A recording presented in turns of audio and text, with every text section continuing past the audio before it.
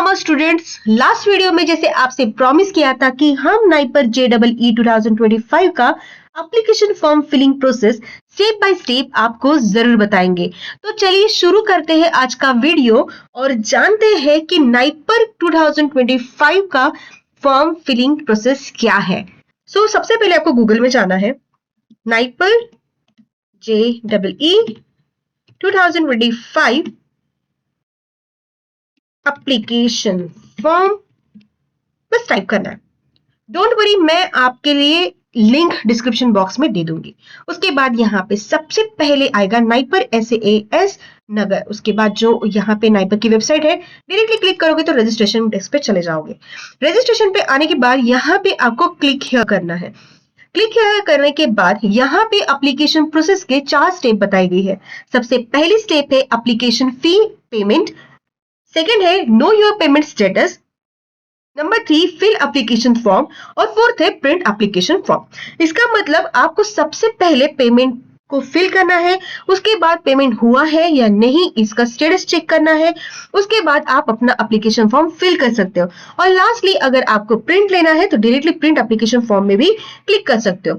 ध्यान देना है उसके पहले आपको नोटिफिकेशन पे भी ध्यान देना है कि पब्लिक नोटिस में क्या है। जैसे कि पब्लिक नोटिस में अगर हम देखेंगे तो यहाँ पे बताया गया है कि क्या डेट्स है, कब से शुरू होने वाले हैं। जैसे कि 21 अप्रैल 2025 से स्टार्ट हो चुका है और बिल्कुल कंटिन्यू रहेगा 20 मई 2025 को रात के 11:50 तक। तो स्टूडेंट ये था नाइपर का पब्लिक नोटिस। उसके बाद इंफॉर्मेशन ब्राउचर है मास्टर्स के लिए, तो यहाँ पे कुछ इंफॉर्मेशन दी गई है। उसके बाद यहाँ पे अगर आप देखेंगे तो इंफॉर्मेशन आप पढ़ लेना, बहुत इजी है और सिंपल है कि यहाँ पे बताया गया कि कौन से कैंपसेस है, कौन सी डिग्रीज होती है वगैरह वगैरह, कौन से एप्लीकेशन फॉर्म फिल करते वक्त क्या एप्लीकेशन फीस रहेगी, सारा डिटेल्स यहाँ पे आपको दिया गया है और यहाँ पे कैंपसेस के फोटोज भी है। तो ये इंटरेस्टिंग पार्ट है, ये मिस मत करना। स्टार्ट करते एप्लीकेशन फॉर्म फिलिंग। सबसे पहले क्लिक करेंगे एप्लीकेशन फी पेमेंट पे। यहाँ भी पूछा गया रजिस्ट्रेशन नंबर जो है प्रीवियस यूनिवर्सिटी का। जैसे एग्जांपल ले लेते हैं कि आप अभी जिस यूनिवर्सिटी में हो, समझ लीजिए थर्ड ईयर फाइनल ईयर में हो और अभी B.Pharm कंप्लीट करने वाले हो, तो इसका मतलब आपको यहाँ पे ना आपका रोल नंबर डालना है ना कोई और मोबाइल नंबर डालना है। यहाँ पे आप अपने कॉलेज का आपका खुद का एनरोलमेंट नंबर डालेंगे। आपकी यूनिवर्सिटी आपको हर स्टूडेंट को पूरे ऑल ओवर इंडिया में ये एनरोलमेंट नंबर हर स्टूडेंट का एक अलग होता है। सेकेंड कैंडिडेट नेम डालना है, कैंडिडेट नेम एज पर आधार कार्ड डालना है, डेट ऑफ बर्थ आपको डेट मंथ और ईयर के हिसाब से डालना है। उसके बाद आपको आपका मोबाइल नंबर डालना है, उसके बाद ईमेल आईडी और सबसे important you are applying for what exactly. So student यहाँ पे आपको ध्यान से क्लिक करना है कि आपको करना क्या है। समझ लीजिए मुझे यहाँ पे MS pharma, M pharma, MBA plus MTech या PG डिप्लोमा करना है, तो मैंने यहाँ पे क्लिक कर दिया। क्लिक करने के बाद यहाँ पे आपको पूछा जाएगा कि आप इंटरेस्टेड हो कि MBA करना चाहते हो। अगर हाँ तो यस करना है, अगर नहीं तो नो कर देना है। आपको आपकी कैटेगरी को क्लिक करना है, जो भी कैटेगरी है। तो मैंने यहाँ पे OBC समझ लीजिए क्लिक कर दिया। उसके बाद क्या आप PWBD में आते हैं, अगर यस तो हाँ, नहीं तो नो कर दीजिए। उसके बाद पेमेंट मोड पूछा गया है, SBI का नेट बैंकिंग दिया गया है, HDFC का नेट बैंकिंग दिया गया है, ICICI बैंक का दिया गया है, नेट बैंकिंग नॉर्मल दिया गया है, उससे भी कर सकते हो, क्रेडिट कार्ड से कर सकते हो या डेबिट कार्ड से भी कर सकते हो। जब आप पेमेंट करोगे तो ध्यान यहाँ पे आपको देना है कि जैसे आप यहाँ पे क्लिक करोगे, समझ लीजिए मैंने डेबिट कार्ड को कर दिया तो आपका अमाउंट यहाँ पे आ जाएगा। वो यहाँ पे दिख रहा है इस कोर्स के लिए 5000। अगर मैं plain MS pharma, M pharma और MBA करती हूँ तो यहाँ पे अमाउंट आ जाएगा 4000। अगर वही मैं कैटेगरी को क्लिक करती हूँ तो यहाँ पे अमाउंट कम हो गया, यहाँ पे 2000 आ गया। तो ध्यान देना है, अमाउंट आपके कोर्स सिलेक्शन और आपके कास्ट पे डिपेंड करता है जो भी अमाउंट है। उसके बाद लास्टली मैं डिक्लेरेशन को क्लिक करूंगी और उसके बाद प्रोसीड टू पेमेंट कर दूंगी। स्टूडेंट यहाँ पे ध्यान देना भी, जैसे मैंने फॉर्म नहीं फिल किया, कि इसके बाद क्या स्टेप रहेगी। तो चलिए मैं आपको शुरुआत से फिर से बताती हूँ कि किस तरह से ये इस एप्लीकेशन फी पेमेंट को एक बार क्लिक करने के बाद अमाउंट पे करने के बाद क्या दिखेगा आपकी स्क्रीन में। तो स्टूडेंट यहाँ पे मैं आपको यूजर गाइड बता रही हूँ। यूजर गाइड में अभी हम एप्लीकेशन फॉर्म फिल करते वक्त पहला प्रोसेस में हम लोग पहुंच चुके हैं, जो है हमारा पेमेंट ऑप्शन।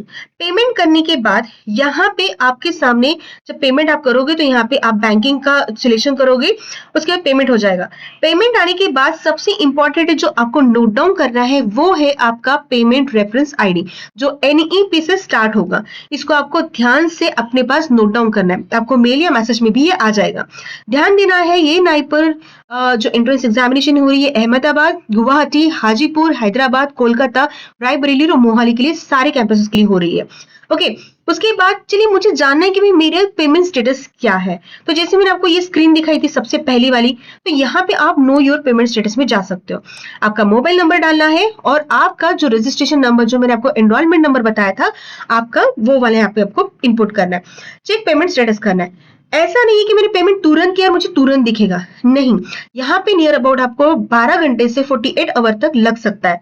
आपको थोड़ा वेट करना पड़ेगा, उसके बाद आप सेकंड स्टेज के लिए एप्लीकेबल पर हो सकते हो, जैसे कि फिल एप्लीकेशन फॉर्म। चलिए अभी जानते हैं कि समझ लेते हैं कि मेरा यहाँ पे एप्लीकेशन फॉर्म फिल हो चुका है, पेमेंट भी स्टेटस मेरा दिख रहा है, और जब मैं चेक कर रही हूँ तो यहाँ पे मेरा पेमेंट स्टेटस मुझे दिख रहा है सक्सेसफुल या सक्सेस बोल सकते हैं। उसके बाद जब पेमेंट मेरा हो जाएगा तो उसके बाद मैं फॉर्म को फिल करना स्टार्ट कर दूंगी।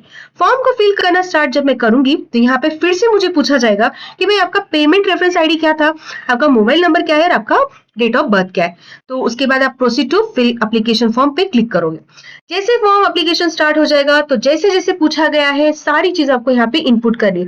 कुछ ऑटोमेटिकली यहाँ पे फिल हो जाएगी कि हमने स्टार्टिंग में कुछ टैब को सिलेक्ट किया था।